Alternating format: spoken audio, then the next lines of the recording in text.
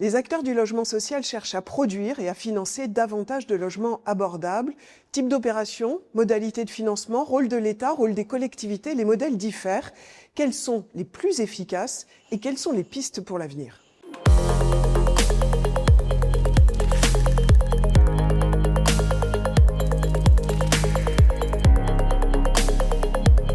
Il y a une étape très intéressante qui a été faite autour des années 2020-2021.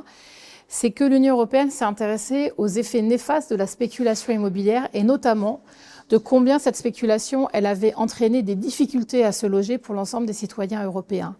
Le fait qu'aujourd'hui l'Union européenne s'interroge sur comment agir sur ce sujet-là, tout en respectant les compétences nationales, les compétences des États en matière de logement, ça peut être intéressant et c'est un atout parce que ce qui nous importe, c'est que l'Union européenne puisse intégrer les enjeux du logement dans ses politiques plus globales. Nous nous sommes aperçus que dans la plupart des États membres, on subissait une crise du logement, d'où l'idée de créer une commission spéciale qui nous a permis de faire un diagnostic et de partager nos bonnes pratiques.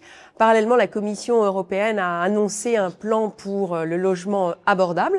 Nous avons donc examiné un rapport d'initiative, nous avons voté en commission spéciale et il a été adopté à la quasi-unanimité en plénière à Strasbourg. La Commission a voulu envoyer un signal très fort, un signal politique très fort sur le besoin de changer les regards sur les défis qui se posent en ce qui concerne les logements abordables et sur les solutions qui peuvent être apportées aux défis sur les logements abordables. Le deuxième objectif du plan, c'est de proposer 10 actions très concrètes sur la construction, sur les investissements, sur les financements, sur l'aide, sur les soutiens à fournir, à proposer de manière très urgente, très rapide aux défis du logement abordable et aussi une attention très particulière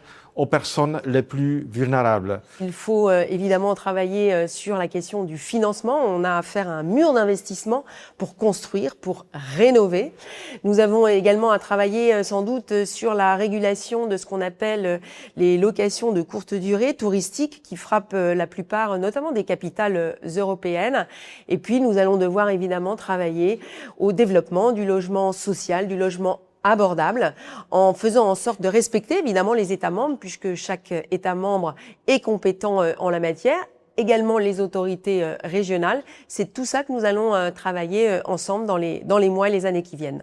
L'USH est très heureuse de voir l'Europe se saisir de la question du logement et nous avons été moteurs aux côtés de l'USH via Housing Europe pour défendre un certain nombre de positions, notamment sur l'ouverture à certains financements qui nous permettraient d'accélérer la construction de nouveaux logements locatifs sociaux sur les différents territoires, mais aussi de pouvoir défendre les caractéristiques de nos modèles. Je pense que l'Europe peut financer le logement à travers plusieurs voies. Tout d'abord les subventions, je pense bien évidemment au fonds FEDER, qui aujourd'hui sont distribués auprès des régions, les régions finançant une partie de la décarbonation du parc locatif social en France. Je souhaiterais aussi mettre l'accent sur le caractère additionnel des fonds européens qui doivent venir en plus des financements nationaux et non pas se substituer aux financements que l'État réserve pour sa politique du logement.